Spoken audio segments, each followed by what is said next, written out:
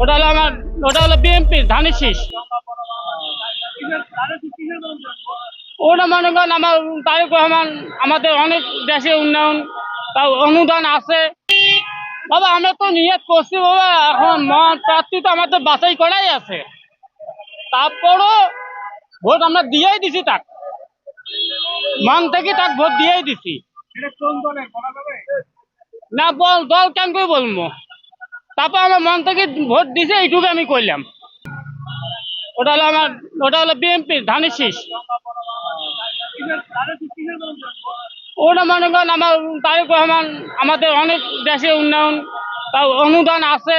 মনে করি না আমাদের উত্তরবঙ্গে অনেক ভালো কাম করছে, যে মন্ত্রীটা সাবেক মন্ত্রী সৌপিন, উনিও ভালো কাম করছে আমাদের, উনি আমার খুবই ভালো কাম করছে আমাদের।